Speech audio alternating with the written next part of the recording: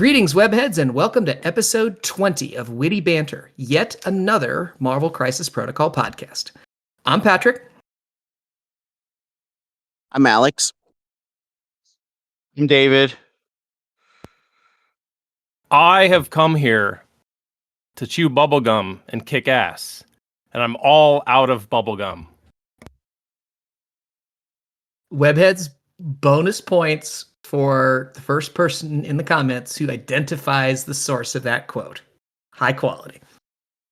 So, fair warning before we get started. David has procured a soundboard, and the rest of us have no control over it. So whatever's going to happen is going to happen. So just buckle your seatbelts up, and we'll see how this rolls.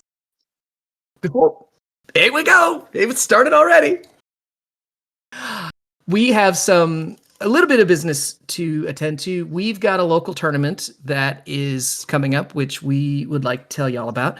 Alex, you want to give us some more information about that? Yeah, so it is called the Vet Hall Brawlhalla. David brought it up because he wanted to one, host it at his local vet hall in the Gretna Legion, and two, it was to kind of raise a little bit of donations for the hall, so that way we can help out our vets and put the money somewhere. Not to say that the money going other tournaments isn't going anywhere good. Typically, those go to local game shops, so that way they can help fund prize support and all that jazz. But yeah, it's just kind of there to make donations to vets and give them a little bit for what they've done for us. And when it comes to the tournament itself, it's just it's a standard packet tournament from AMG's tournament packet. Anything legal up to the day of the tournament, which is November 9th. Everything's legal there, whether banned and restricted is updated the day before, new models out the day before, which means all the monsters will be legal because they come out, I believe, November 8th. It's either November 8th or November 1st, one or the other. And it's November 1st. I've had that date on my calendar for about 4 months now. Gotcha. Yeah. I keep mixing the two up because they're like, well, let's go ahead and release models back-to-back weeks instead of just the same week. But I don't understand how Asmodee works, but I digress. Neither does Asmodee. I really don't think they do either, but yeah, that's just a fun local tournament. We're trying to get as many people out there as possible, mainly for the good cause. I believe I said it's also an 32. LVO qualifier. Yeah, I was just gonna say, yep, it is an LVO qualifier. So if you're trying to get the last little bit of games in, this is a good opportunity to not only win a possible ticket but get more points. I think this is gonna work. I think the soundboard thing's gonna work. We'll play it out. But I think that's about it. I can't think of anything else that I need to really plug or mention. So There will be beer. Oh yeah. Oh, I forgot. Yep, that is one of the more important parts.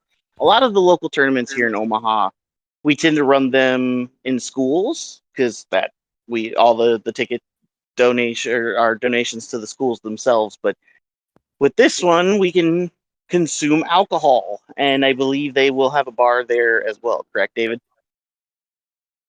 Yes, the bar will be open. Will there be strippers, or at least like bartenders dancing on the countertop,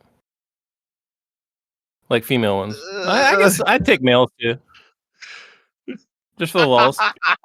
It's some old Korea vet. I was about to say, not to be too stereotypical, but I'm not certain I want a VFW bartender dancing on the bar. I'm just gonna say that. I feel safe taking that position. Although I think a stripper would help with some salty players if for whatever reason they get matched up with webs and just bitch about webs or they just roll some shitty dice rolls. That one I can't plan though. This is gonna be an event, y'all. If you are anywhere near the Omaha area, you are making a huge mistake if you're missing this. The Longshanks link for the tournament will be in the show notes, and we'll also make sure that it's pushed out on the socials, so you'll have every opportunity to come join us. Alex, why don't you give us the details again, just so everybody can get it down? It'll be November 9th at the Gretna Legion Hall. The exact address will be in the Longshanks link itself. I believe I set registration for 9, dice at 9:30. And I promise the Longshanks link will work. It may say a 403 error. I don't know what that's about. It's been doing that for all the events I've created in the last couple of months. But it does work, I promise. For any of the trolls out there, y'all can fuck off with this. Oh, it doesn't work. And I'm not 100% sure what I'm about to say is legal, but we're going to go for it. If you are a Patreon, which you can come and support us at patreon.com/wittybantercast. If you come up to me, to Patrick at Brawlhalla, and you're a Patreon, I will buy you a beer. I think I can do that. Can I do that? I think I can do that. How much money you got? Well, that's fair. That's fair. Look, if we have that many Patreons coming up and asking for a beer, I'm going to chalk that up as a good problem. Little does Patrick know that I'm bringing a trunk full of disguises. You've already got the voices for it. That's fair. I'm going to be fucking trash by the end of the tournament. Which means that I'll draw you in round 3. My plan is working perfectly. Alrighty. So we'll have all the information will be there. And if you would like me to buy you a beer, come to wittybantercast.com or patreon.com/wittybantercast. Join us in the Patreon, and we'll see you on November 9th. Okay, now for the meat of a show. It's been a minute since we casted. Sorry about that, y'all. It's just nothing. There's no real good reason other than just we've had weird schedules, and it's been hard to get us all together. We're actually recording Sunday at noon, which I think this is the first time we've recorded while the sun is up. So, which is ironic with the vampire coming out. So anyway, so we'll get it in. We apologize for taking so long. We're going to try to do better to stay on our regular schedule so we can be in your ears more frequently and you can expect it. So since we've recorded last, however, we've had 3 different models drop. So we're going to go through all 3 of them, and we've decided to go through them in inverse order of complexity. So we're going to start with Abomination. So let me run through his stats real quick. He's 433, 7 health, 5 threat, 4 size, moves, medium. David, just in general, what were your first thoughts when you saw Abomination? So, I mean, I like that he's a 5 threat, right? I think that's a good space for him. He's on a large base, right? We know that, right? I believe so. He's on a giant base. Yep, it's 65 millimeter base. So it's a 4th base that they've brought out to accommodate A-Bomb's giant ass. It's a new base size. It's so big. He is he is bringing booty. He is bringing booty back. There's no question. But I mean, like a medium move on a large basis. I mean, that's good, right? I like his kit. I'm just not sure about his power generation. That's gonna be the issue, I think. So let me roll through his attacks real quick. He's got a strike, which is a range 2, size 7 gainer, poison on a wild, push away short on a wild, and a hit. He's also got a gainer, hurl debris, range 3, strength 5, gets a power, and then his spender is gamma bomb. Range 3, strength 8, cost 4. If the target character takes damage, it gets poisoned. After the attack is resolved, Abomination gets placed within one of the target character. And on a wild, before damage is dealt, if the character is a size 4 or less, it gets thrown short. JP, what do you think of his attacks? Well, the strike is 7 dice on a 5 threat. And that's really good.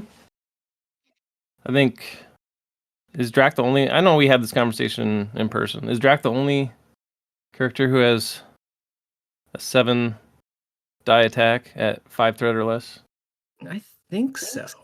as a gainer builder? Yeah, he is. I think so as well. I can't think of any other. Yeah, he's the only one that has a gainer. Or, I mean, a builder of it. Well, either one, just a 7 dice Yeah. gainer or builder attack. Yeah, I think. As a 5 threat, yeah, I think so. Yep. And that's kind of where my enthusiasm for this attack ends, I guess. Wild poison's fine. It's one of the... I mean, it's integral to his kit, so it makes sense. But it's kind of a bad condition compared to the others. Being a gainer sucks. Yeah. Especially with such a high dice pool. You want your high dice pools to be builders, not gainers, but it is Right. what it is. I do like the push. The push is really good, but it's away and it's obligatory. So I feel like there's going to be some instances where you're going to trigger the push and you're not going to want the push. And it's going to fuck up your entire line of play. Yeah, especially I really don't like that. Especially if you're leading, if that's your first action. Yeah. So there's go superpowers real quick. I'm the strongest there is. For 3 power, he can choose an interactive terrain feature of size 4 or less within 2 and throw it long, once per turn. Radiation zone, 3 power. Each enemy character within 2 with the poison special condition takes 2 damage. Then each character within 2 gets the poison special condition. Each enemy character within 2 gets poisoned. Each character that gained poison this way loses a power once per turn. Gamma mutated hide, damage reduction, and then after the attack is resolved, if he does take damage, he gets a power. Irradiated strength, he gets 1 additional power, and he's immune to poison. Alex? Hey, Patrick, can I go back to the other attacks? Yes, go ahead.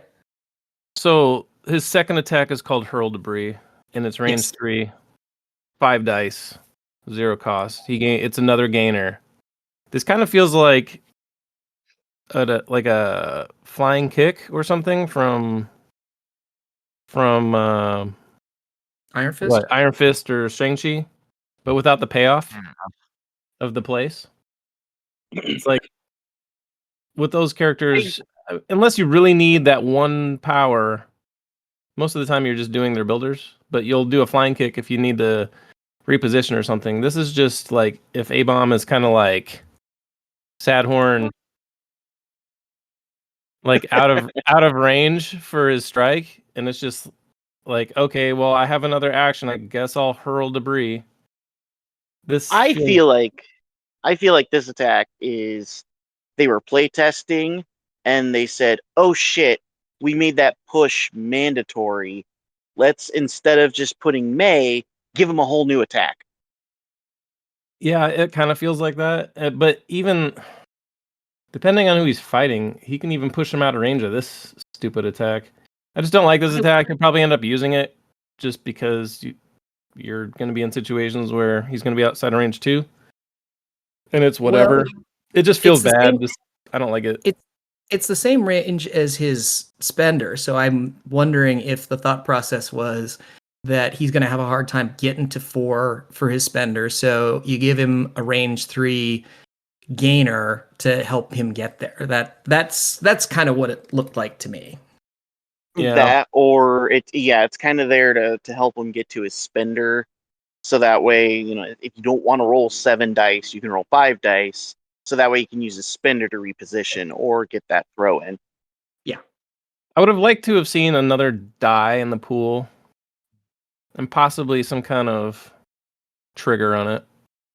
It wouldn't even have to be a good trigger. Yeah, that Maybe would have like been cool. concussive, whatever I mean, thing there's Colossus has. Yeah, It's almost- concussive was if you roll a wild, they just lose a power. Yeah, something like that. I don't know. It doesn't have to be awesome, but just something. Give us something. Throw us a bone. Jesus Christ. He's 5 threat with it kind a of 5 dice physical attack. It's stupid. it kind of feels like it's Well, and like Abomination's. Go ahead. it's just like I don't think attacks that like just are just like I gain 1 power. Like, why is this on a 5 threat? It just Yeah, doesn't. exactly. There should be more to it. Basically, it's just not. It shouldn't I don't feel know. as bad picking this as your attack. This is just gonna be it's gonna feel real bad. I mean, functionally, Yeah, it's when kind you're of like What, Patrick? it's kind of like they gave Abomination Wong's meditate. Yeah, I can see that kind of. And then Gamma So- Bomb. Gamma Bomb is another poisoning attack if it deals damage. And it does give him a place. Auto. Yep. But it's like a compulsory thing. So if you don't want to place, tough shit. Yep. Which is, I mean, that's kind of standard for these type of attacks. Like Fat Thor has compulsory place. Like Black Bolts, I believe, is compulsory. Malekith's, Yeah, I believe, Tony's is too. yeah, I mean, I think they're all Tony's, compulsory, but full of dollars. Yeah. it's just not. It's good for A-bomb. It's way better than it is. Like more often than not, you're probably gonna want to teleport with it. Well, and then the fact that the throw is auto and It's not auto. any direction. Oh, It's- on Toady Oh, or it's this? wild. It's wild. It's a wild Yeah. throw. Yeah, no, on this, So- it's a wild throw. Yeah, you're right. Yeah. I mean, it's pretty close to auto. I think you're at probably 80%. You think you're Yeah. 80% for a while on 8 I think dice? so. Let's see what Jarvis says. Keep talking. I like that you can throw any direction and that the throw is before damage is dealt. Yeah. That is good. And so you can throw a character to a spot and then place at that spot, right?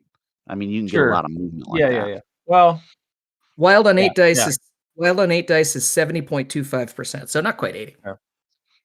I guess I kind of look at it like they're all kind of weird Hulk attacks, sort of.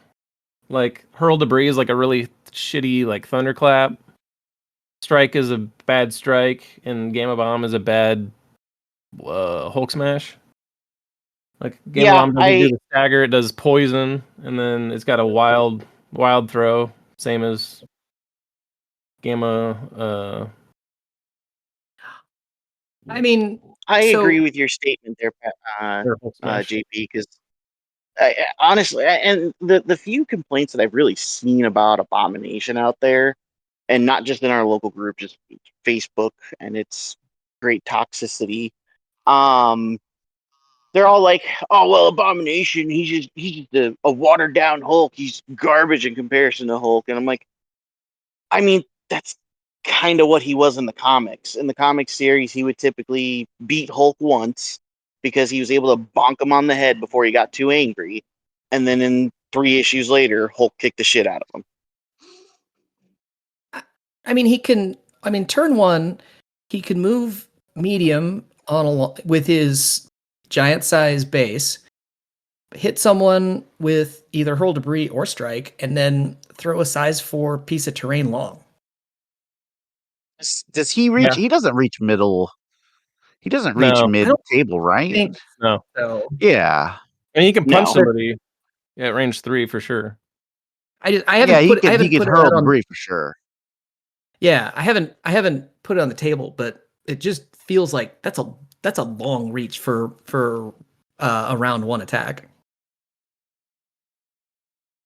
I mean, you can. I mean, it's a 5 dice attack, like a gainer. Right, but then you can chuck a size 4 piece of terrain long.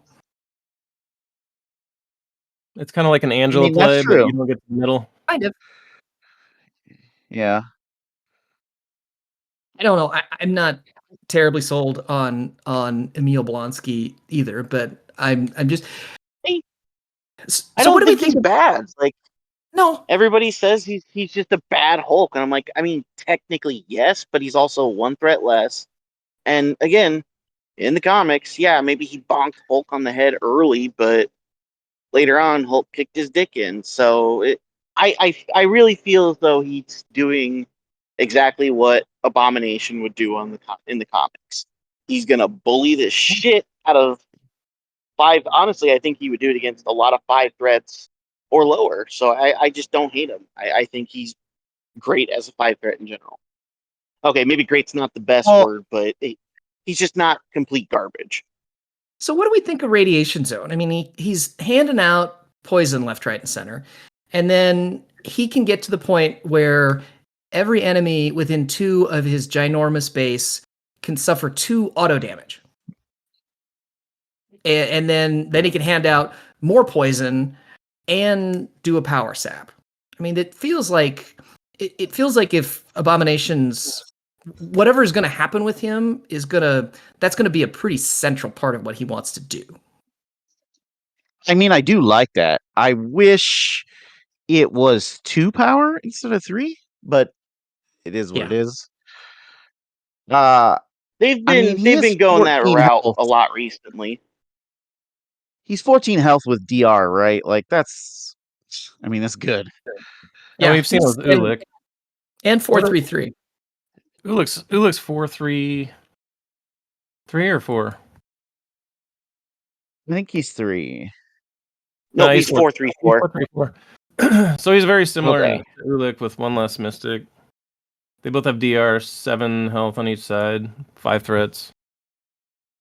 Yeah, Abomination is the same on his injured side as he is on his healthy. So I think the Radiation Zone is what kind of defines this character. So Yeah, I do too. So where do we think his best home is, or what do we think he wants to do? Do we know is he's affiliated Hydra and Criminal Syndicate? I think that's it. Yeah. Those are the only 2 that I are believe confirmed that I've seen. Yeah. Yep. And I do like him in Hydra. I think Yeah. I like him with Strucker's leadership. I don't hate him with Red he's Skull's either. Yeah, I don't hate him with Red Skull's leadership either. I mean, I like him better Skull's good. I like him too. better with Red Skulls, I think. Why is that, JP? Just for the extra power gain and the fact that it's Red Skull on the table. Yeah, you can gain a power to go to 3 and then like double move him late in the first round to poison everybody. Yep. Yeah, And then you could start off the next round by doing a strike into somebody, gaining that 3rd power, and then rad zoning everybody again to do 2 damage top of round 2 to everybody within 2 of them. Seems pretty good. And auto damage is crazy. And 2 auto damage is pretty insane. If you're playing on an E or something, that big base is going to hit everybody. And like immunity poison is probably the most common immunity out there, I think. If it's not the most common, it's right up there. But what models are immune to poison? It is the most common. Most models are not getting played that are immune to poison. It's Hulk and I think Black Bolt. And don't get me wrong, there's probably some others that I'm forgetting that are sprinkled in there. But overall, there's not too many that are getting played that are immune to poison. Yeah, it's just robots. A lot of robots. Yeah. So he's got 2 tactics cards. Let me go through those real quick. First is Gamma Burst. It's unaffiliated. He plays 3.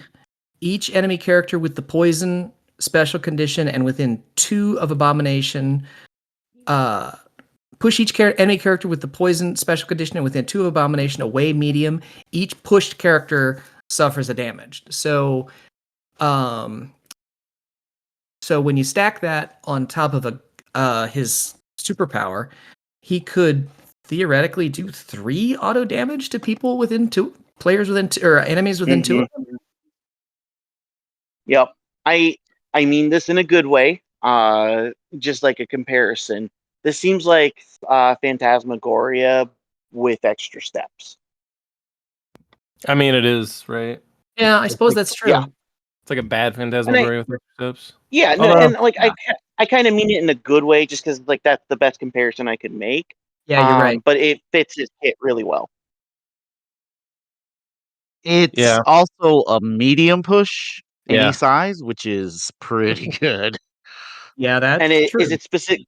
Is it away or is it any direction? It's I'm away. sorry, I missed that. It's away. It's away. Okay, It's away. But it's not still bad. at Still, any size. if it was,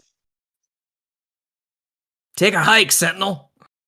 Oh no, never mind. They're no, not Sentinels because they're immune poison. I should know. If anybody should know that. Yep. Yeah, and I believe we've really leveled up with this. I believe Dormammu is also immune to poison. Yeah. The other card is I don't hate this card. Oh, yeah. The other card is You Will Do As I Say, Monster. It's unaffiliated, active. During George Tarleton's activation, if he is within 2 of an allied abomination, he may spend 5 to play this card. George Tarleton throws the allied abomination medium. So you got a size for abomination getting chucked at you for 5 power. What do we think? Yeah, and for those of you that don't know that alter ego, because I don't know the alter ego, that is MODOK. Either of the MODOKs. Yep, that's right. Thanks, Alex. So either MODOK or MODOK's sinister, whatever the second MODOK was. Scientist. That's either one. The MODOK or the cooler model MODOK. Both of them can spend 5 to chuck abomination. David, what do you think of this card? I do like it. I mean, I think this card is hilarious.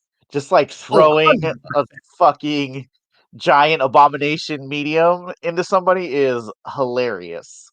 It's expensive, but I mean, that's a lot of incoming damage, right? Yes. Like, Patrick, remind me. Yes, Alex. Remind me, is it during MODOK's activation or is it anytime? Like, as long as you're active? It's during MODOK's activation. It's during his active. Yeah.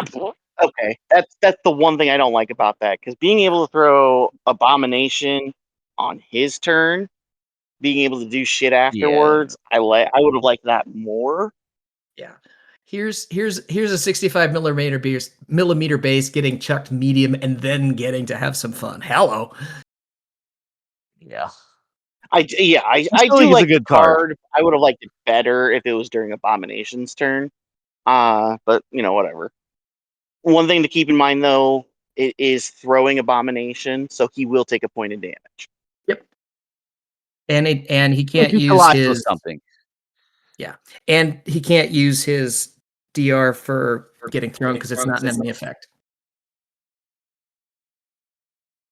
Well, and he can't reduce to 0 anyway, so he would have just taken the 1. Oh, right. That's true. Right. His DR is to minimum 1. Yep.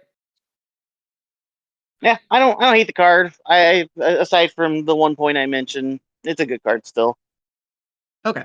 I mean, so I like this if you're gonna play the 2 together, right? Like, I think you got to make that.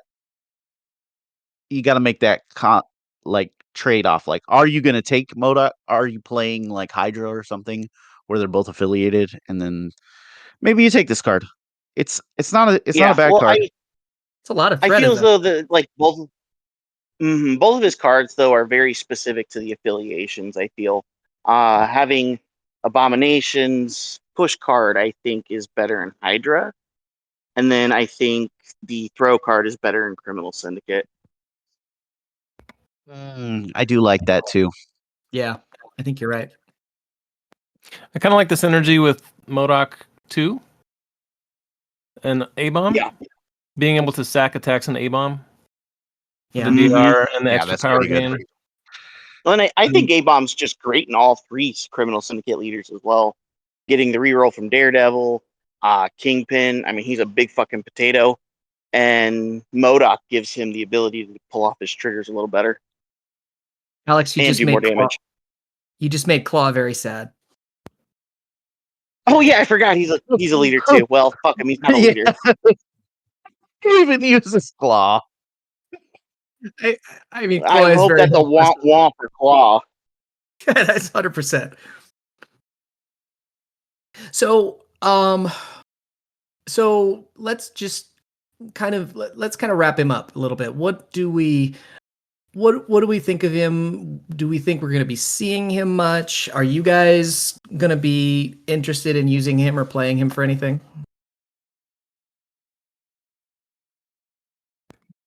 My opinion, I think we'll see him a little bit. I don't think he'll be like a meta changer. He'll definitely be there. Myself personally, I'm not going to be putting him on the table for a while just because I'm all in the APOC train.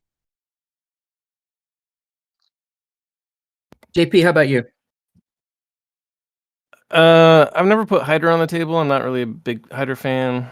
And Crimson, I haven't really played too much in the past 2 years or something. So he doesn't really fit in the stuff that I like to play, at least recently and not so recently. But I think he's cool. I like kaijus. Everybody knows. Well, I and think. they. Oh, go Go ahead. ahead. No, you go. I was just gonna say, I remember when they announced Abomination. The first thing I thought was, how are they gonna make him not Hulk? And he's definitely not Hulk. I don't think they play much of any similar. There's not No, much similarity with their play pattern. No, nope, and I not like at that. all.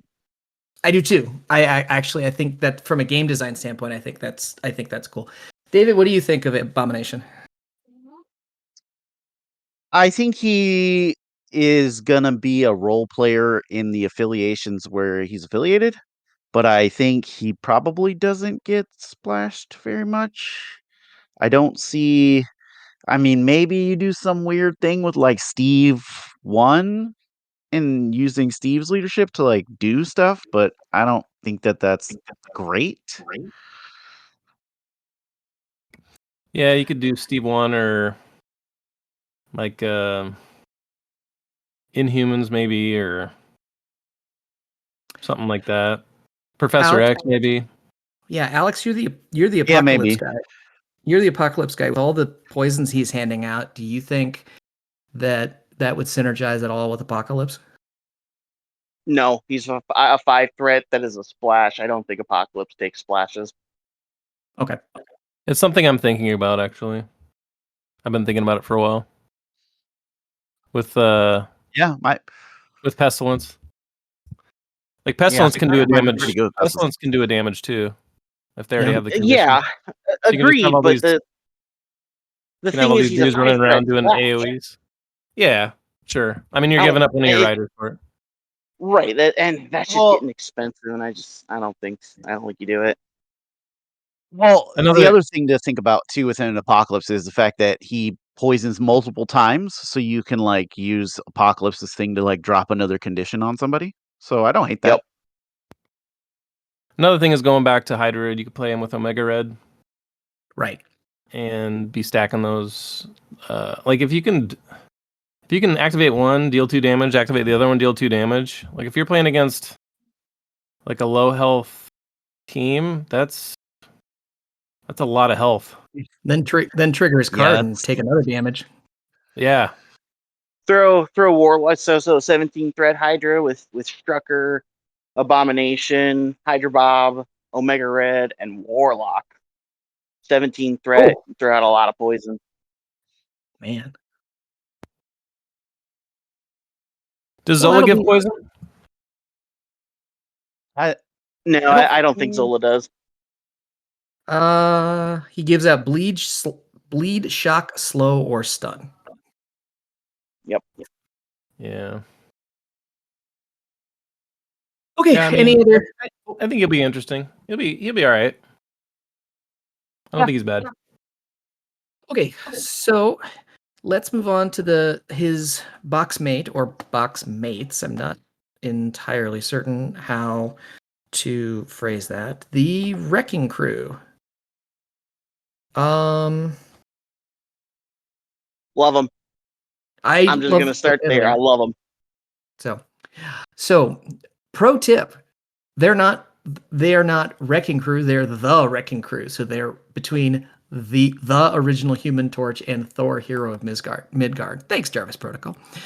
So they're the Wrecking Crew, if nothing else, are a testament to the do a sub-assembly before painting. You got 4 of these dudes on a model. I cannot imagine trying to paint that if you slapped them all down first. Brian Kaluski, Dirk Garthwaite, Elliot Franklin, Henry Camp. 434, 6 health, 4 threat, size 2, move short. They are on a 65 millimeter base. Alex, you were right out of the gate saying that you love them. What's your why? What makes you love them so much? I think they just have such a cool kit. All of their attacks are fun. All their superpowers are fun. Their tactics card is fun. I just think they're a fun model. They're 4 threat, and we're going to go into more of it later with their card, but they just feel like a mini Juggernaut, but with cooler things to do.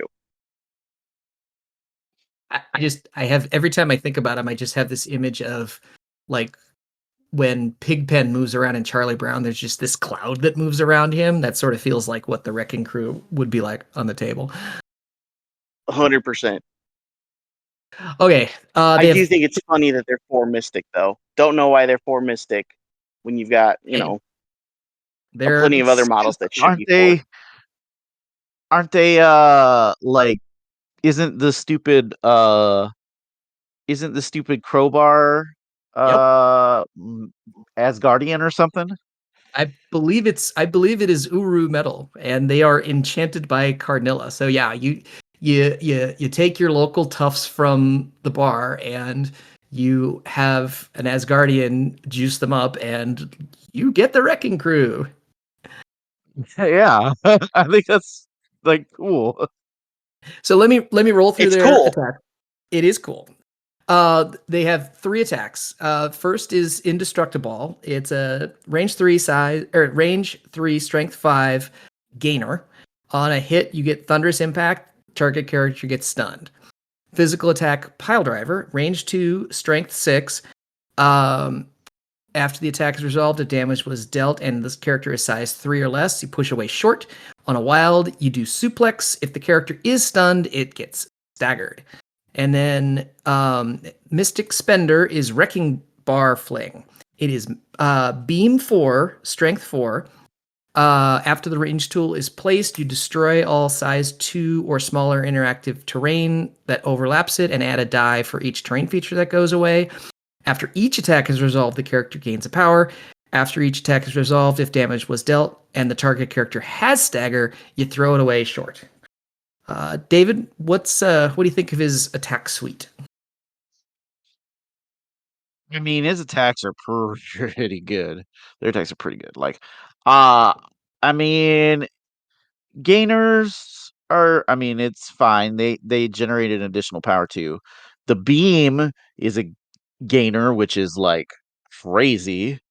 On a beam 4. Yeah, that's like crazy. Mystic Beam 4. Yeah.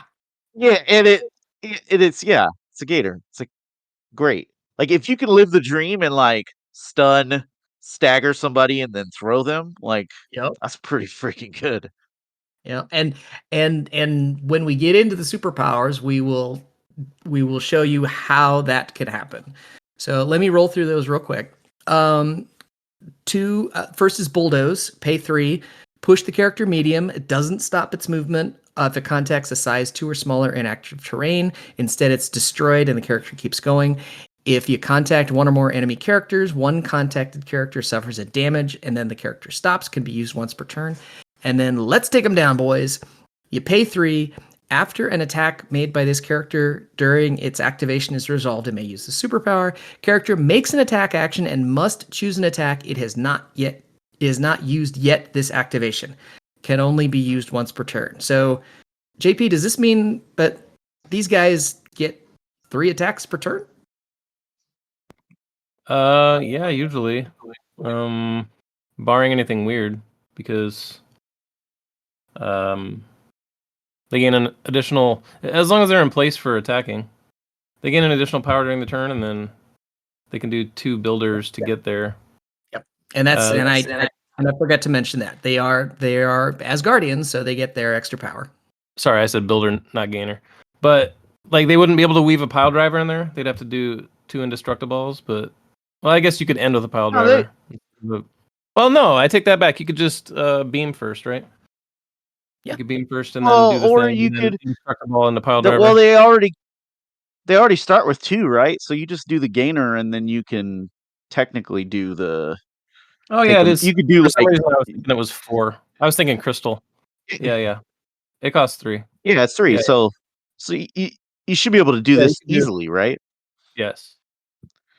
Yeah, so Hey, pretty much personally, I feel like pretty there's much every superpower suite almost- here. Yep. Go ahead, Alex. I'm sorry, Patrick. Go ahead. No, you go. You go. Okay. I feel like there's superpower suite here for the most part. They're like, if it's not like a power related thing, like the Asgardians, they're like, okay, Crystal, you can do an extra attack. Well, let's give these guys a better one because it's cheaper. Juggernaut, your push, it's better in terms of the terrain, but the distance, let's give these guys a better one. And they're both 4 threats, right? So Who? Crystal and the Wrecking Crew's 4, Juggernaut's 5, Crystal's Crystal's 3. 3. Oh, I'm sorry. I was okay. Medusa's 4. Yeah. Well, that's right. Um. I interrupted you, Alex. I'm sorry.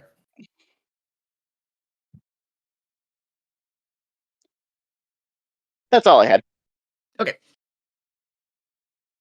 So I will say with these guys, so they could have an interesting play pattern. Like on round 1, right?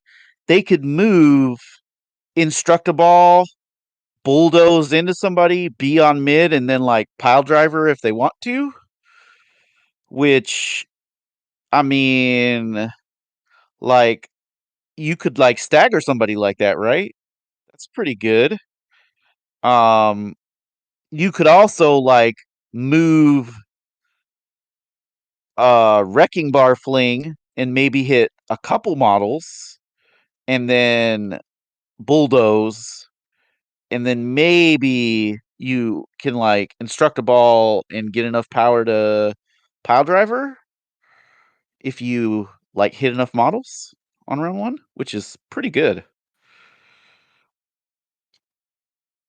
Yeah, I mean, it feels like they're gonna do a lot, but these guys, they're 4-3-4 and have no defensive tech.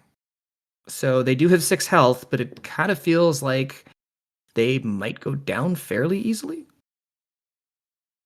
I was super Yeah, surprised. and they're also size 2, so like being able to push a large base like that is going to be pretty good, right?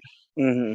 Yeah, I feel as though that's like kind of their downside is they have no defensive tech whatsoever, so they're kind of squishy. I feel like they can fall apart pretty quick, especially if you can dish out a couple of energy attacks, or like Maverick with his rapid fire energy just could wreck them pretty quick. Yeah. Well, and I see what we did there, Alex. I appreciate it. Thank you. I was hoping somebody caught that. I was actually surprised when they revealed their injured side, and they had six health there. Mm-hmm. I was truly expecting them to be a 6-5 model, so I was actually pleasantly surprised. I was pleasantly surprised too. I was expecting the same because that's kind of the route they've been going recently with all their models injured sides. They're affiliated Cabal and Criminal Syndicate. JP, what's that get you thinking in terms of where their best home is? Criminal Syndicate and what did you say? Cabal. Cabal. Cabal, yeah.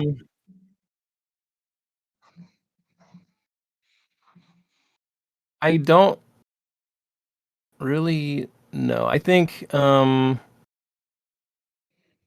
be. I think they're just a good model. I think they'll probably be splashed, and like I think they're kind of a shoe-in for anything that's affiliated. Honestly, they're just kind of a plug and play model. They do a lot of stuff. Yeah, I I was agree kind of with JP. yeah, I was kind of thinking the same thing. I think they're good in everything, and I don't know that there's anything that really amps them up 100%. You know, any place where they're really powered up in an affiliation. David, how about you? What do you think? I think so. I mean, doing something like I think Steve 1 makes these guys kind of crazy, right? Because you could Big, like move, like you could just automatically have your bulldoze like on, right? yep, Which is pretty cool with Steve. yeah. Mhm. And So you can medium, I, push medium, then move me- short. yeah, it's pretty good. I like that a Yeah, lot. Well, you're yeah. probably gonna want to move short and then push Right, medium so you get the damage, right? You're gonna want to push into right, somebody. right. I was But I just mean, thinking about it. a medium push on You a can large push. base is really fucking strong. Like just look at Rhino, right? That does that get him to the mid? Well, I guess it wouldn't matter because you could push medium, move, and then move again. So you could use it as a midline extract. You wouldn't have enough power to Mm-mm. grab. Oh, that's Large right. That's right. large That's large base medium move doesn't get to mid. yep. That's right. And you wouldn't have the power for it anyway. You're right. One affiliation I thought they would be neat in. Not to say it's good because they have Juggernaut, but if you want a cheaper Juggernaut, you can put them in with Brotherhood, Magneto Brotherhood, get all the terrain destruction, pass out a little bit more power. Not saying it's good. It's just interesting. Thought it was It neat. does.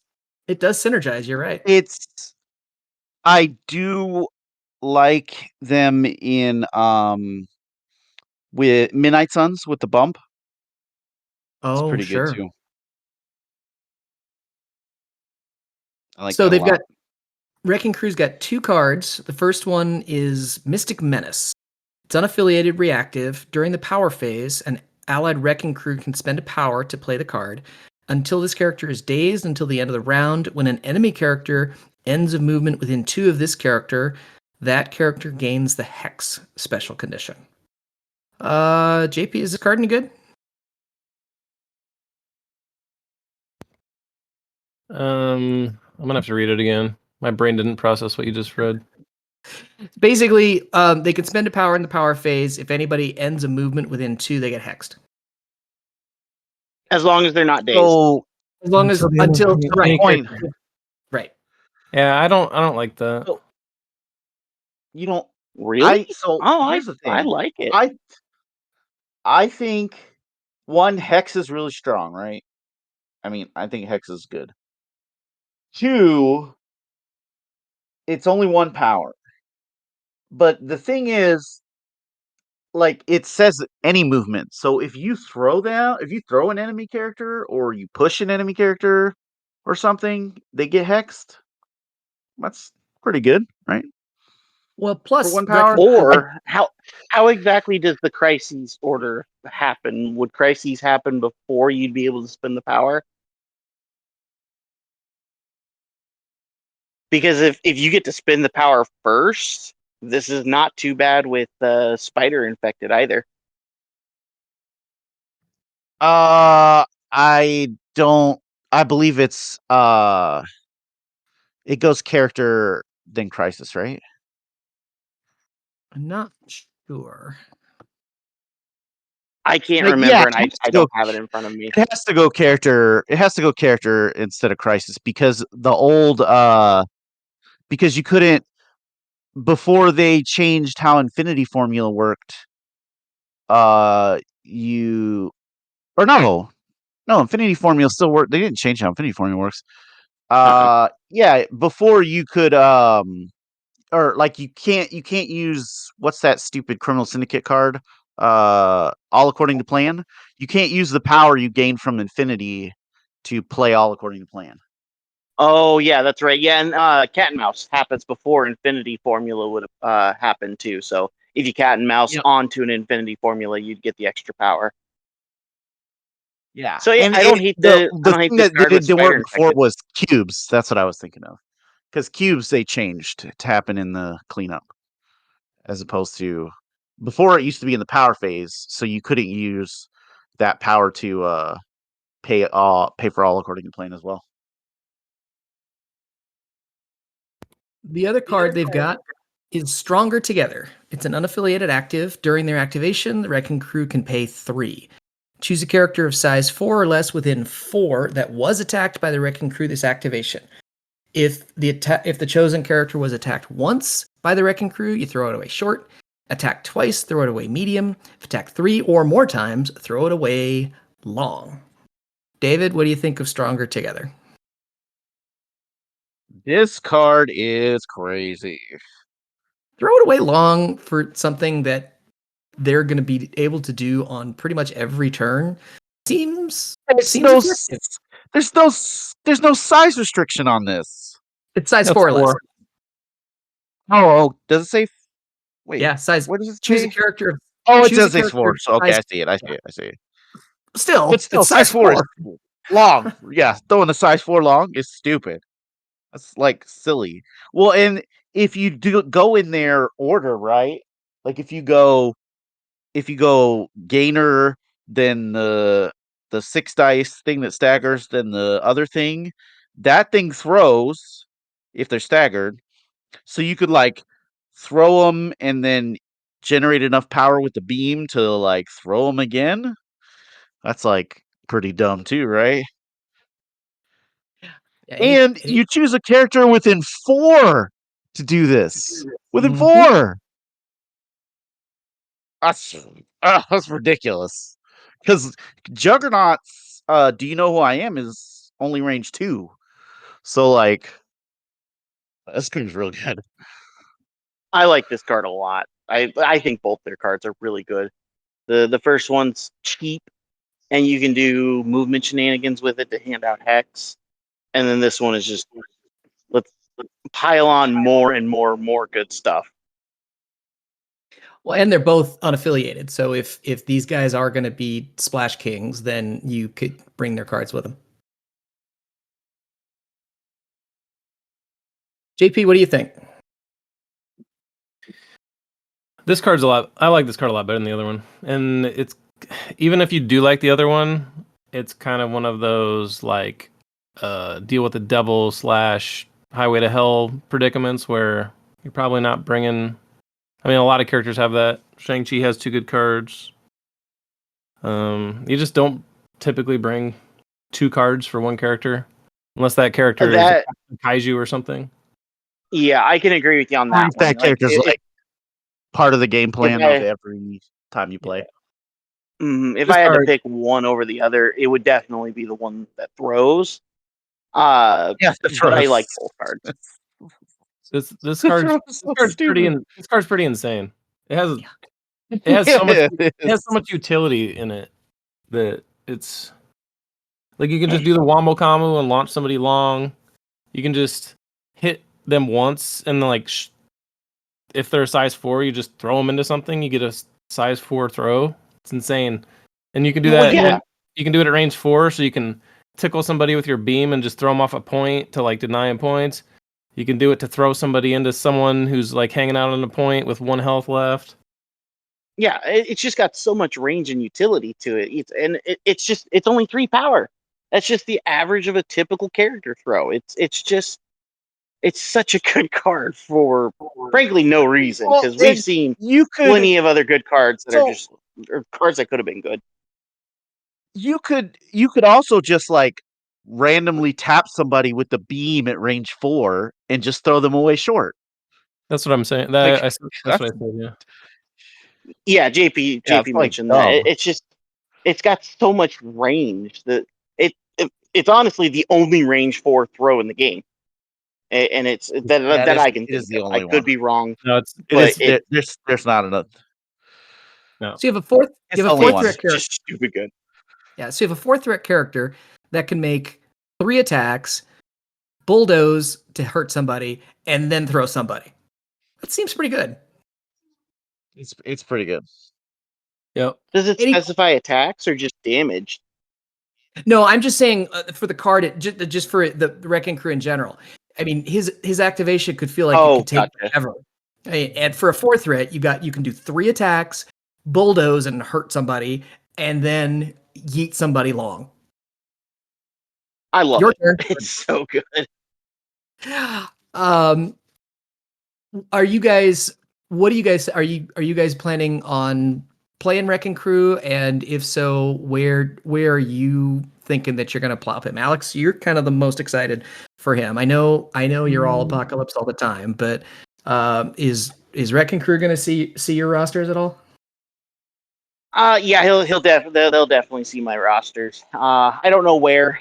I mean, I feel as though Criminal Syndicate is just an auto for these guys. A 4 threat mini Juggernaut, I'll take him any day. And another 4 threat that's throwing shit around is always good. I just don't see any downside to him in Criminal Syndicate whatsoever. But I haven't really thought about where else to put them other than Midnight Suns for splashes. Not to say that they're not splashable. I just haven't put much thought into it. I think they're gonna be great splash just about anywhere. David, how's he fit into your Xavier list? The problem is he doesn't have any. They don't have any reactives, so I'm Right. kind of like if they had a reactive, maybe I'd consider him. I do, however, would shout out that I like him in Convocation. I like that. I like the bump with the big bass. I There's your like. shot, ladies and gentlemen. One shot. I think he's calling for a soundboard. There we go. We're working on it, webheads. We promise. JP, Just like. Go ahead, David.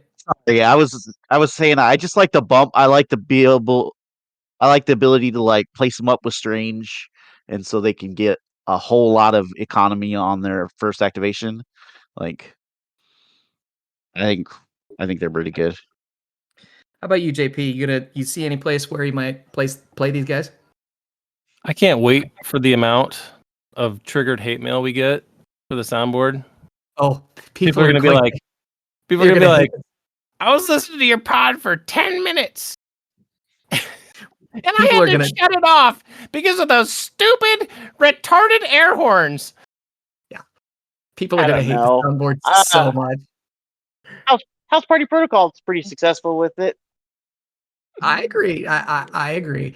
Well, webheads, let us know what you think. I am comfortably certain that the people who hate it will be out in force. So if you like the soundboard, make sure that you let us know too. I sort of feel like we're going to use it one way or the other, but we would very much appreciate your input regardless, because we love all of you webheads and we want to hear from you all the time. Okay. The last we've saved, I don't know if I want to say the best for last. We've saved the most complicated for last, although he's definitely my favorite. Mephisto, Lord of Temptation. 3/4/4, 7 health, 5 threat, size 3, medium base, or excuse me, medium move, 7 on the back, so he's got 14 total health. He's on a 50 millimeter base. David, kind of first thoughts stat wise in terms of what do you think of Lord of Temptation? So stat wise, he's kind of a little bit 3 physical on a 5 threat is very meh. Like that's a hard pill to swallow as far as his stats are concerned. I mean, he has 14 health, which is, that's probably average for a 5. I mean, Do we want to talk about his attacks or like? Yep. Let's dive in. We'll do his attacks real quick. He's got 3 attacks. First is an energy attack, Hellfire Lash. Range 3, strength 6. It's a gainer, incinerates on a wild. Second attack is a mystic attack, Infernal Bargain. Range 2, strength 6. If you deal damage, the character gets a Devil's Deal token. Put a pin in that, we'll talk about it. And if the attack would deal 1 or more damage, it deals 1 damage instead. So he's Shuri, except he's getting Devil's Deals. The last one is Termination Clause. It's an energy attack, Beam 4. Seems to be a theme. Strength 6, power cost 5. For each Devil's Deal token the character has, add 1 die to its attack roll. After each attack is resolved, the target character gains the Incinerate special condition. So, I think we probably need to talk about the. I think we're okay. I think we probably need to talk about his Devil's Deal tokens. Demonic Contract. This character may have a maximum of 3 Devil's Deal tokens at any time and begins the game with 1 token. During the power phase, the character gains 1 power for each Devil's Deal token it has. So there's a lot of moving parts, but Alex, at least from this part of his kit, what do you think? I like the auto incinerate on his spender and the extra dice with the Devil's Deals tokens. Range 4 beam energy. We all love Dynamo, so that's always good. He seems kind of like a reverse Dynamo when it comes to what his triggers are and like what the actual attack does. Instead of making your opponent's attacks worse, their defense is worse. But then once we deep dive more into the tactics cards, getting an 11 dice energy beam range 4 is pretty fucking good. Yeah, he gets a little crazy. He's got his 3 other superpowers are 1 Devil's Due, costs 1 power. Choose an enemy within 3 of Mephisto, spend a Devil's Deal token. If you do, roll 5 dice. For each wild you roll, the character loses a power and Mephisto gains a power. For each hit, the character suffers a damage. A character can be affected by this superpower only once per round. So you can hit everybody on the opposing team once a round with Devil's Due. Second is how can I be of service? Cost 2, choose an enemy character within 3. Place this character within 1 of it. So move Mephisto to the enemy character. Then this character may make an Infernal Bargain attack targeting that character. Infernal Bargain is the Mystic Shuri attack that gives him a Devil's Deal if he does a damage. This superpower can only be used once per turn. And then third is Meet My Associate. Cost 1. When this character is targeted by an attack and it may use the superpower, spend 1 Devil's Deal token. If you do, choose another allied character within 3 and place it within 1. The chosen character becomes the new target of the attack regardless of range and line of sight. JP, tell us what it all means. That's a lot of text.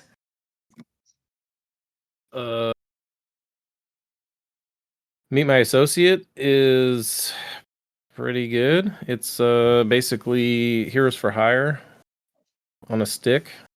If you have Devil's Deal tokens. The Devil's Deal tokens are the real bottleneck with this character for sure.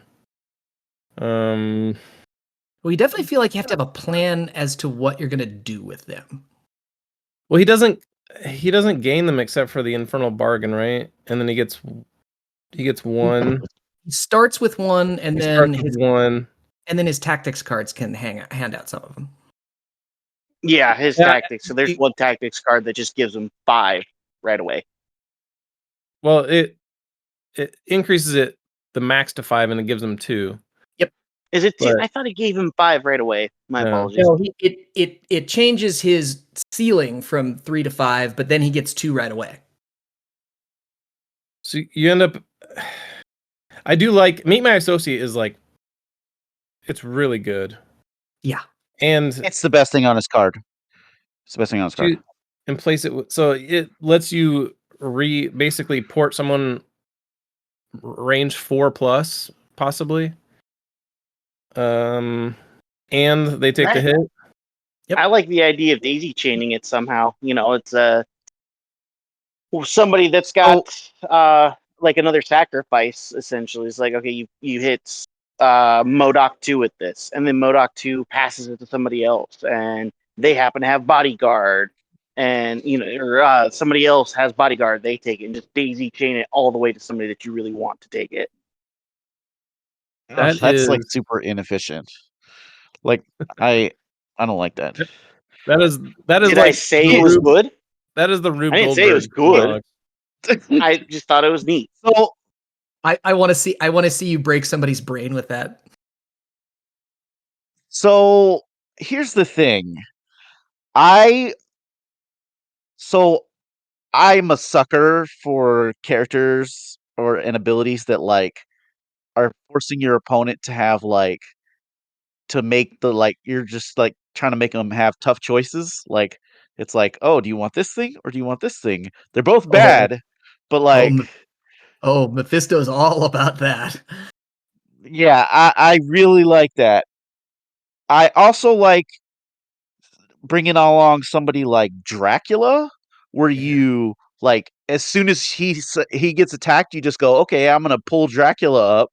Dracula's gonna get within two of you, and then because I get to place him, and then I'm gonna clap you back after you attack me with Dracula. And I've actually moved Dracula to where I want him to as well, which is like Hero Thor feels like that would also be a webheads target for that. Keep an eye out. I think we're going to throw in another drinking game. How many times can David say Dracula? Take a shot. I like Dracula here. I like Venom here too. Venom is like Venom might be pretty stupid here, right? Because he can do the same thing, right? Like he can be placed and get intact. I also like I mean, there's like Cage, Colossus, like any of these characters that are tanky that their problem is they just don't move very well. Using this to like port them places is fantastic. Colossus moves just fine now. Unfortunately, his speed went from 5 to medium, but I'll take that nerf. Well, the thing is, though, Colossus doesn't have any action compression, and I think this gives him ability to like shift to an area, and he also has taunt, so like you can just drop him. That's fair. Within two of somebody.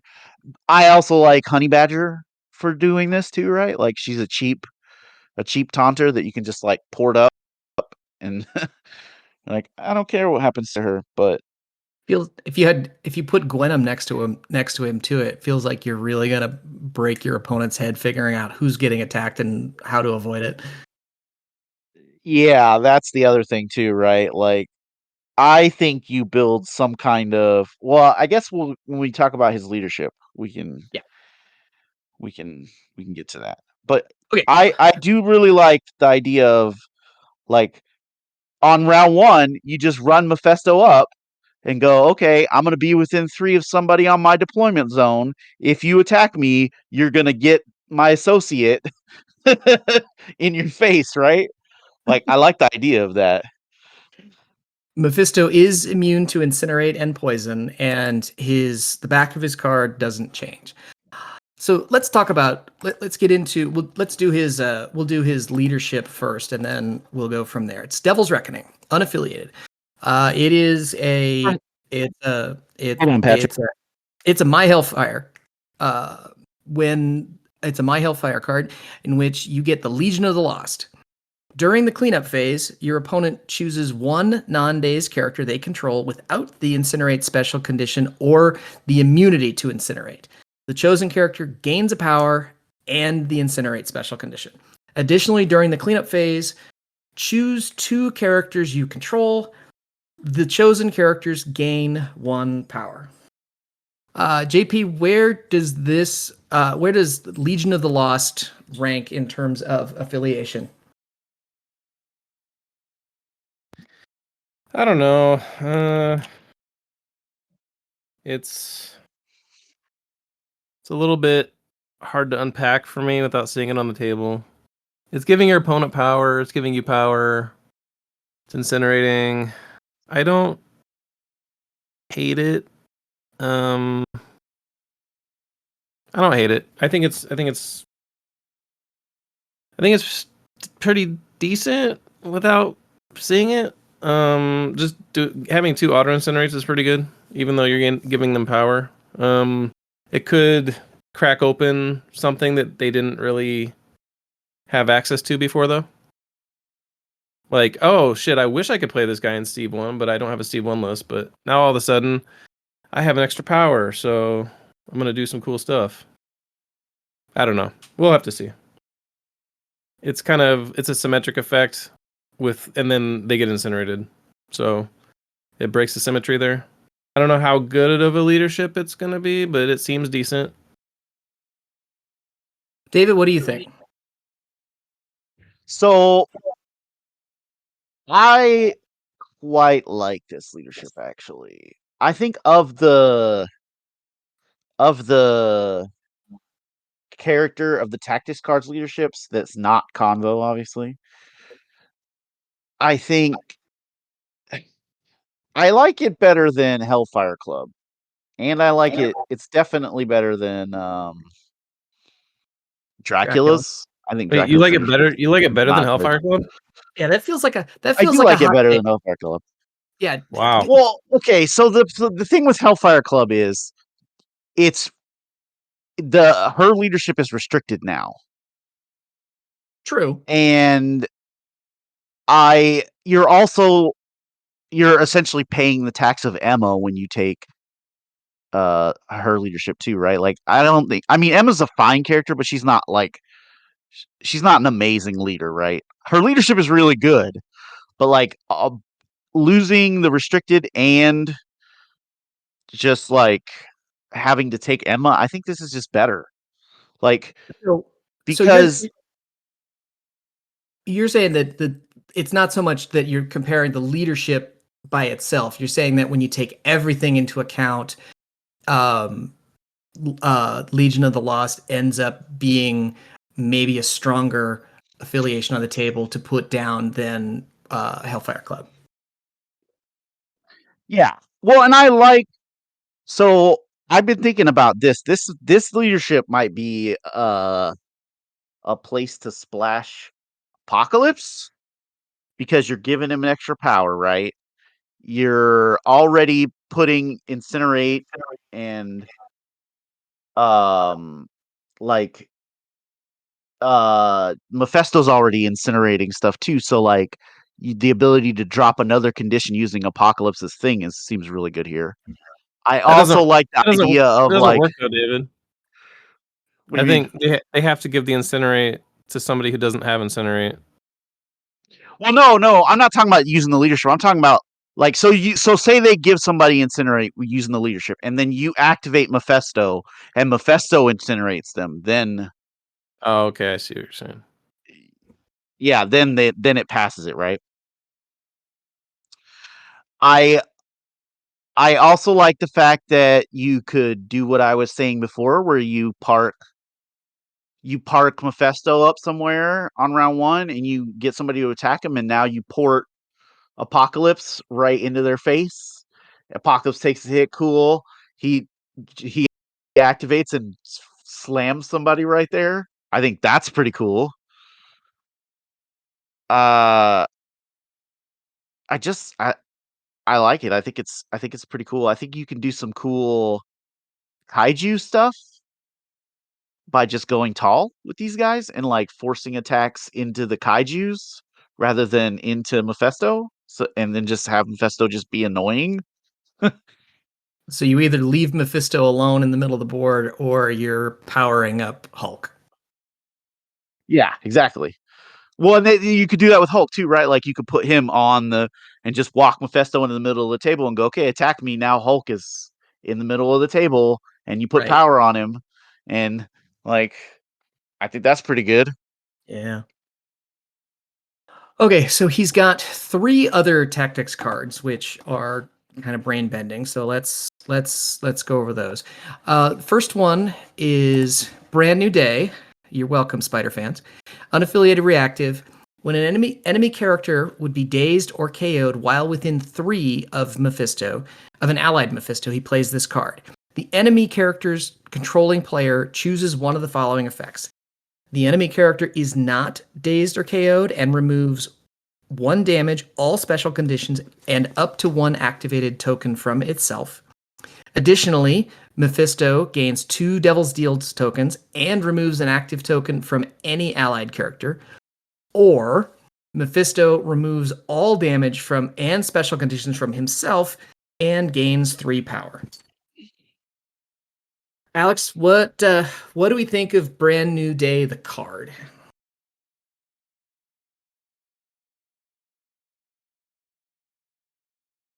It's neat. I don't know. I'll have to see it on the table. Like I think all of his tactics cards, I'll have to see on the table because they're just a mind fuck. Honestly, having to think both ways like that. I don't know. I don't hate him, but I don't like him. I think the jury's out on it still, personally. Well, and there's so many different choices that you're gonna have. I think it's probably true. We're gonna kind of need to play it out. JP, any additional thoughts on Brand New Day?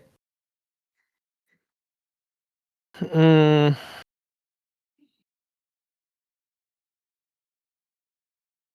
mean, this is kind of the Timmy card where you get to increase your Devil's Deal cap to 5.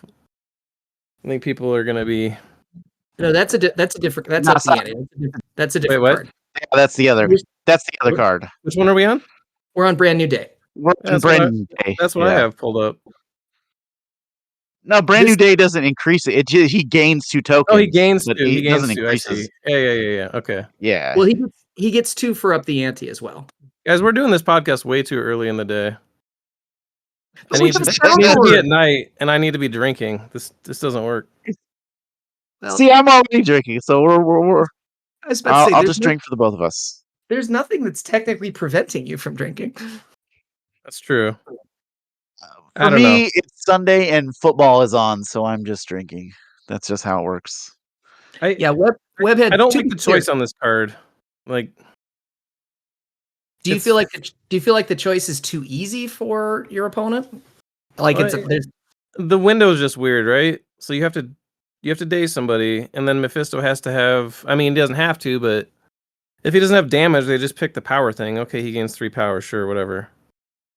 Like, I mean, it's fine, I guess. You burned a card to gain 3 power in Mephisto. It's not terrible, but David, what do you think? Know. So I think there are some cool things you could do with this. I just don't know. Like JP was saying, the window does get weird because I think you want to have set up a situation where somebody has already activated that you want to remove a token from, and Mephisto probably has like some amount of damage on him and some special conditions to make it difficult for them to choose the other part of it.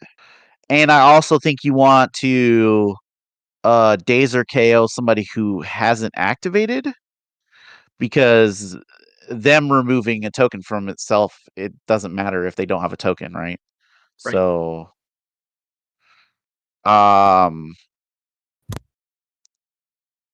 and I mean, I do like gaining Devil's Deal tokens. I think those are like essential to his kit and what he's doing. So if you can find the window to make it a difficult choice for your opponent to make, I think this is a good card. But finding that window is going to be quite difficult, and I have to see it in games to really see if it's valuable, because I don't think just like if Mephisto doesn't have any damage on him, your opponent's just like, okay, yeah, you gain 3 power, cool. Right. Like, you know what I mean? Well, let's go over the other card. You could also I mean, it could be also a character that they don't want to lose. So that could be something, but I don't know. It's weird. Well, let's go over the other card, which has a similar mechanic and probably is going to be competing for that space. Up the ante. It's an unaffiliated reactive. When another allied character would deal damage to an enemy character with an attack, an allied Mephisto may play this card. The enemy's controlling player choose one of the following effects. 1. The attack does not deal damage, and the enemy character loses that much power instead. For the remainder of the game, Mephisto may have up to 5 Devil's Deal tokens instead of the normal 3. Then Mephisto gains 2 Devil's Deal tokens. Or, after the attack is resolved, Mephisto may remove an activated token from himself. If he does not, return this card to your available Team Tactics card instead of discarding it, and the card may be played again during this game. So it's a card that he can play for free for any range, and put his character or put his opponent into a question. So, David, what do you think of this one, and particularly in comparison to Brand New Day? So I've been thinking about this card a lot. I quite like this card. So here's the thing.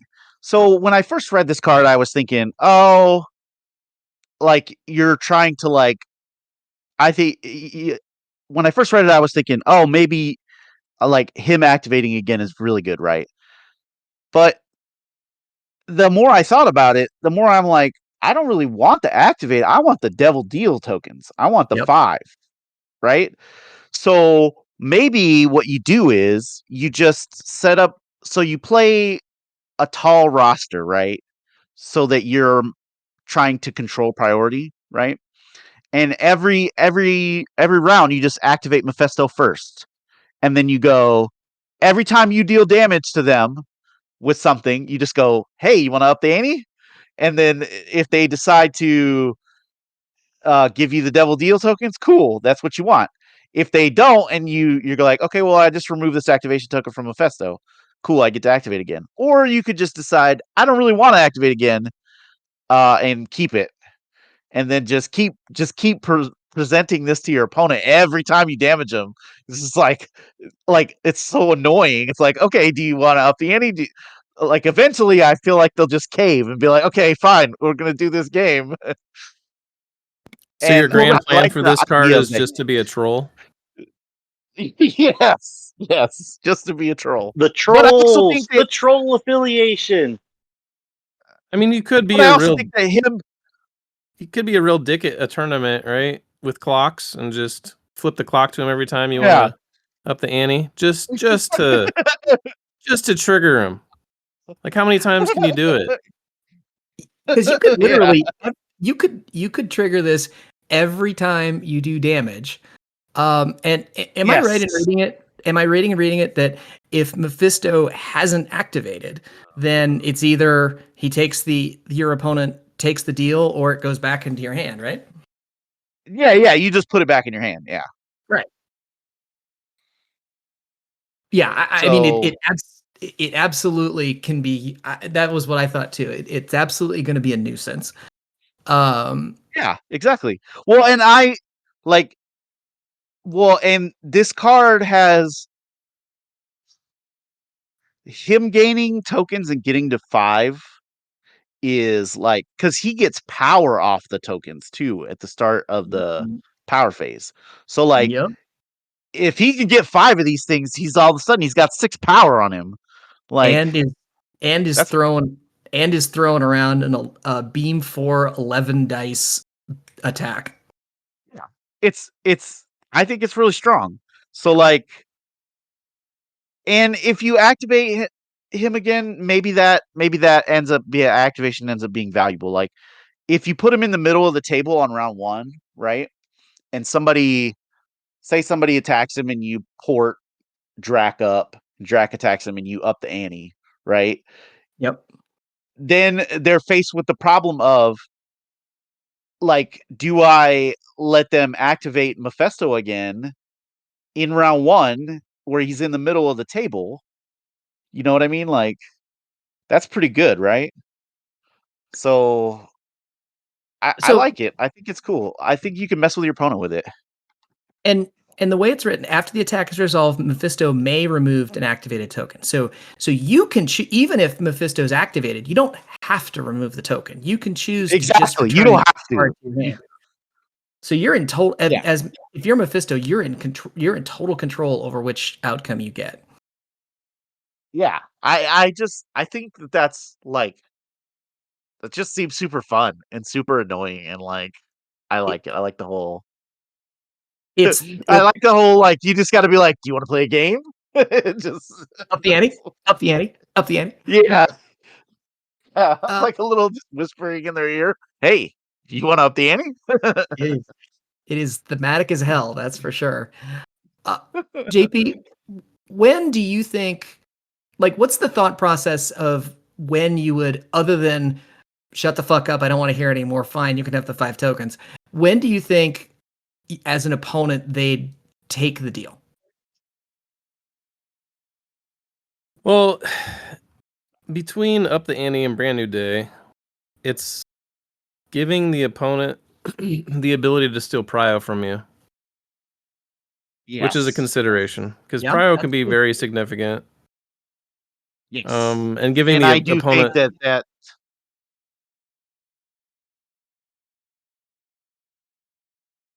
What?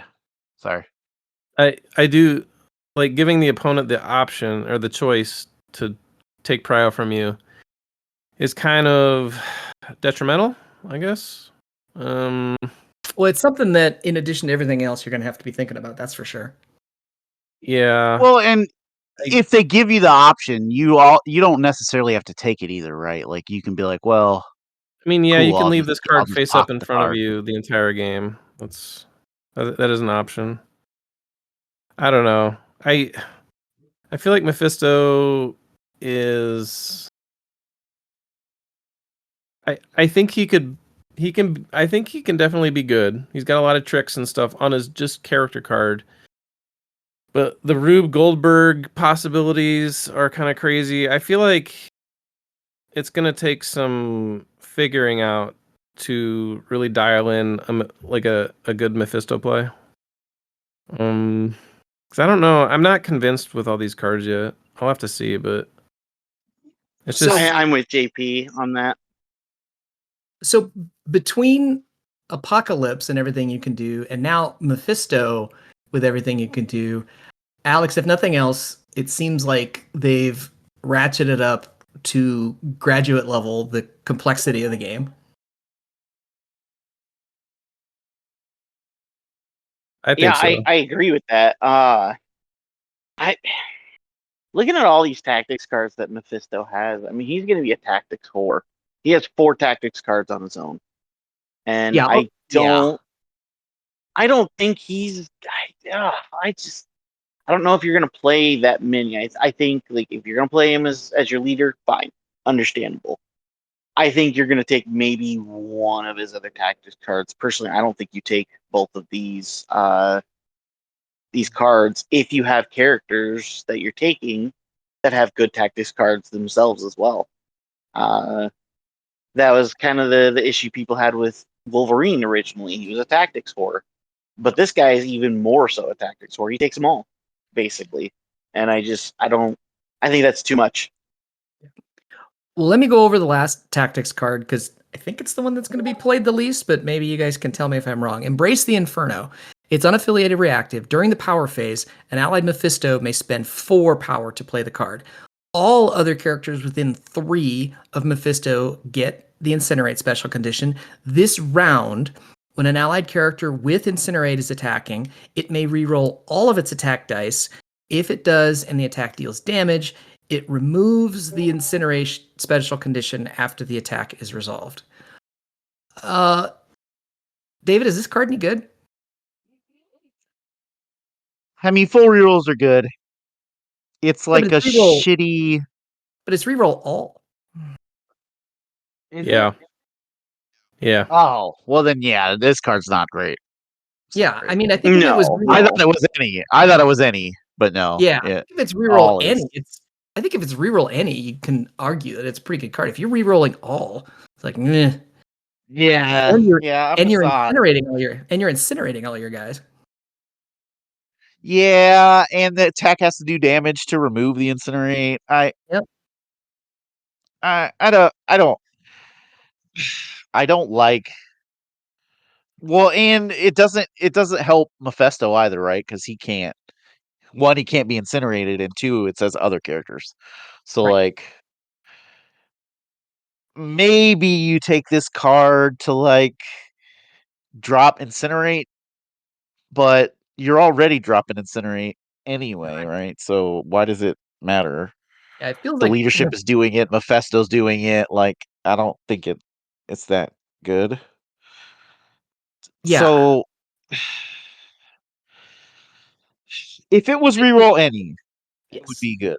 But the all is not good. Especially it doesn't let you modify skulls either. So like if you skull out Right. and you're like, JP, what do you think? When this card was initially spoiled, I was a dum dum and misread it too. I thought it was reroll any.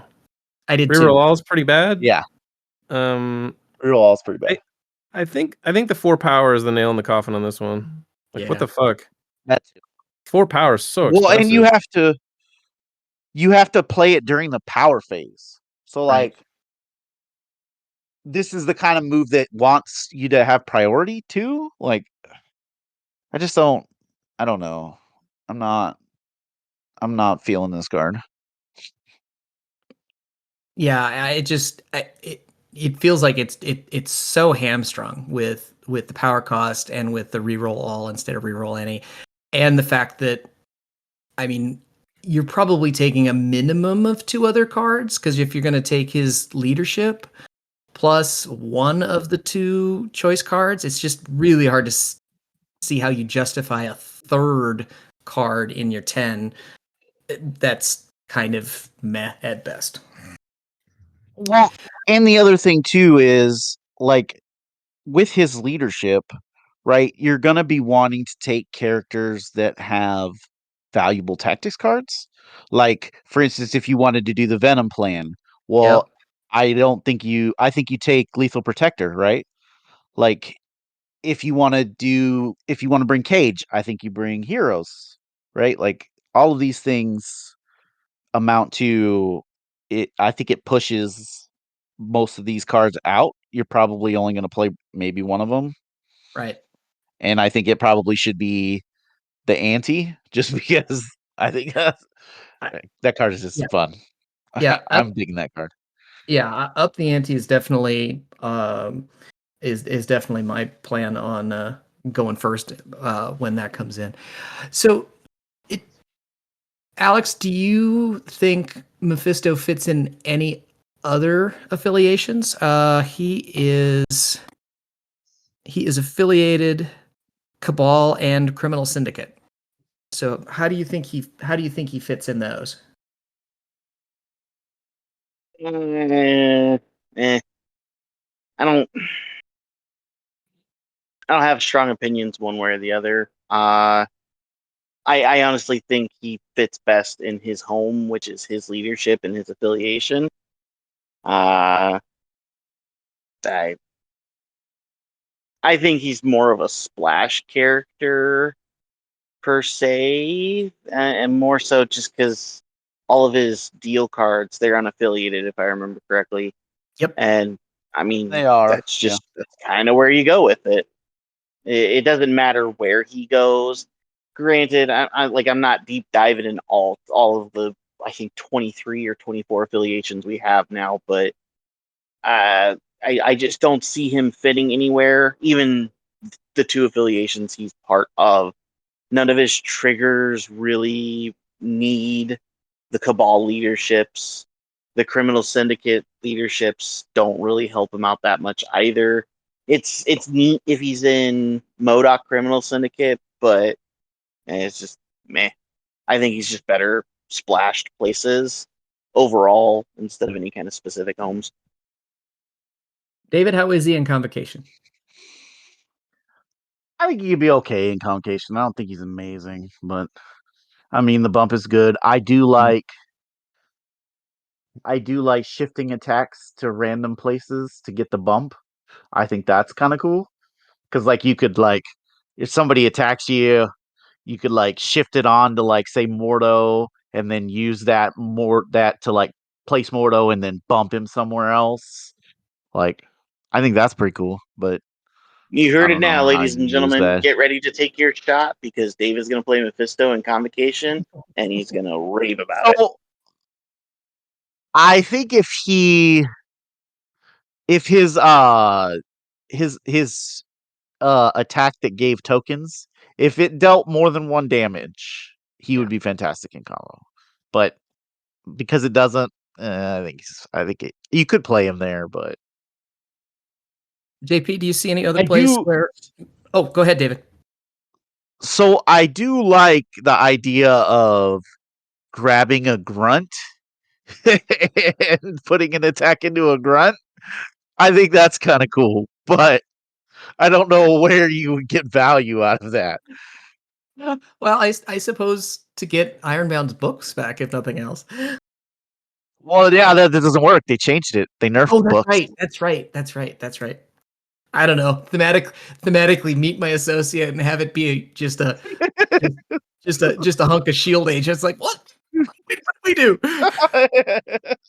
I think AP, do you cool. see any other places where Mephisto might be good? I'm woefully unprepared for this episode.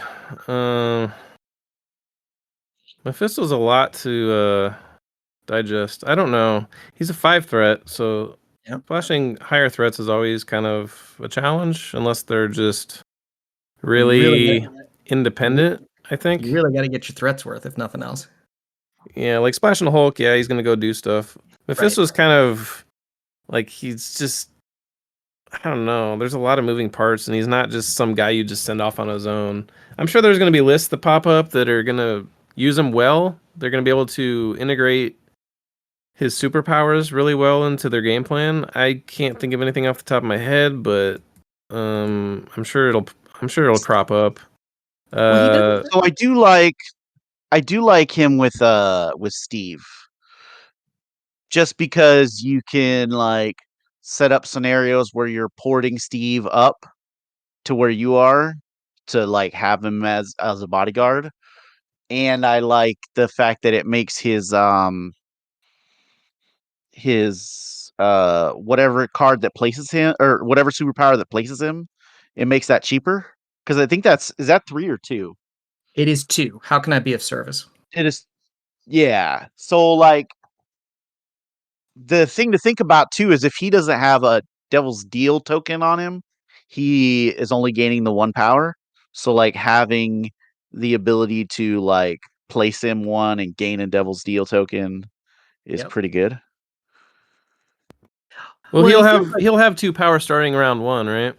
He will. Yes. So but like if you say on round 1, say you pick up something and you use his meet my associate, so then he goes to 0, right? Then in round 2, he doesn't have a deal token and he doesn't have any power, so that's where that could come up. Yep. Yeah, I think his own affiliation might be kind of interesting. You can definitely set up some jank round 1 with the extra power. Yeah. I'm not sure. Like David was saying, if you make a list with Drac, you can do a mid steal with Drac, which wouldn't be terrible. There's just wait, no, that doesn't work. Because his leadership gives power in the cleanup phase. It's not power. Oh, it's phase. cleanup? Oh shit. Yeah, well, never mind. That's not nearly as good. No, it's not nearly as good. Everything I said. No. Nope. I like that leadership way less. Yeah, I wish it was power phase. That would have been super cool. But I still think there's things you can do with it. Yeah. So Alex, are you going to be? Are you going to be? Well, why don't you guys are you guys thinking about which of these characters are you thinking about playing? Which ones do you think might be making your table?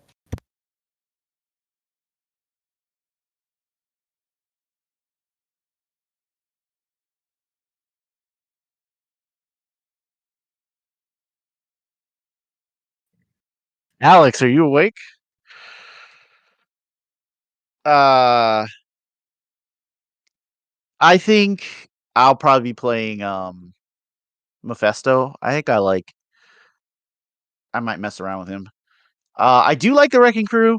I think there's some places you can put these guys that might be cool. Might be some good competitive play with those guys. A-Bomb is weird to me. I don't really like any of the affiliations that he's in. I think he's fine, but I don't know if I'll get much play out of him. Yeah, all these characters seem kind of interesting to play, but I don't know if I'm really going to be putting them on the table the minute they come out. I'm probably going to be playing other stuff. It's nothing that I'm willing to drop everything for. It will be fun to play Well, against. yeah, though. you got to get ready for LVO. So Yeah. I mean, most of your playtime's going to be there. Yeah, I think I don't know. I don't even know where I would splash Wrecking Crew right now. That's probably the one I would be most likely to play first, but I don't even know. We'll have to see. I'm just Yeah, not. I'm I not don't know excited to either. play their affiliation. So I don't know how well they do. And I mean, they're probably fine under Skull 3, but I don't think they're really exploiting Yeah. the Skull thing. Because I mean, they have just Uh, gainers. I do like getting the extra power off of a D on round 1, right? With Skull's leadership, because they are a large base. I was talking about Skull 3. They're Cabal, right? Oh, okay. I thought. Are they Cabal? No, they're not They are Cabal. Cabal. Are they Hydra or No, Cabal? they're You Cabal. talk about Yeah, okay. Wrecking Crew? Wrecking Yeah. Crew. They're I Cabal think they're- Criminal Syndicate, right? Yeah. That- I thought that's what we said. Yeah, the only Hydra guy's Abomination. So, Yeah. okay. Any kind of closing thoughts? Are these gonna? This is probably gonna be the last reveal until the end of the year, don't we think? Mm, I don't know. I honestly don't know. I have no idea. Because they might. I mean, we know the Inhumans are existing somewhere, right? The new Inhumans. Right. We've seen their models, so Alex, what's next? What's getting released next after these guys? I don't know if Alex is here. Oh, did we lose Alex? yeah, we lost him. Yeah, we did. Oh, okay. What do you mean by reveal, Patrick? Are you talking just like fresh? Like it- new, Yeah, we like don't are know we gonna anything get about? like yeah? Because Like we've are we already gonna- seen these guys, right? Right. I'm talking about like I think these are the only characters we're gonna have to chew on up until January because I'm wondering if we're gonna get anybody else spoiled between now and then. I mean, we might see cards or something from Yeah, I suppose that's true. Yeah, I think- Bloodstone or Man Thing or Yondu or Yeah, Yondu. Yeah, I'm anxious to see on Nova. Yeah. Or maybe even Gladiator. I don't know. Or what's his name? Yeah. Yep. Is it Gladiator Yeah. with the Yeah. tactic. Or maybe they'll spoil some of the new Crisis that are Oh, coming man. in his pack. That feels like that's the next big thing that's gonna happen. Yep. Okay. Yeah, that's the Any next big thing. kind of final thoughts on these 3 models before we call it a podcast? David, anything else? I think that they are. I think that if you like these guys, or even, I think they're solid models. So like, probably get out and play games with them if you want to. Like, seems like the thing to do. Mess around with Mephisto. I think he's pretty good. How about you, JP? Any kind of final thoughts? No, I'll have fun playing against him. I don't think I'm gonna play him right away. Mephisto definitely looks really interesting and multi-layered, and I'll be excited to see what people come up with. Okay, well, webheads, why don't you let us know who you're the most excited for? And we'd love to see some of the rosters that you put together with these guys. Remember, you can email us or send us a roster and we'll dojo it for you. So if you want to put one of these models on the table and you got an idea for a roster, send it in to us and we'll dojo it. And if you're a Patreon, you'll get priority in terms of when you get your roster dojoed. You can reach out and talk to us at all the socials at Witty Bantercast. You can email us at wittybantercast@gmail.com. And you can support us at patreon.com/wittybantercast. I should have pushed this earlier, but the one thing you can do to help us out that doesn't cost you anything is to like us, is to rate us, and to review us. That really does make a difference in terms of having people finding us and in continuing to grow the community. We appreciate your time. Until next time, webheads, be good.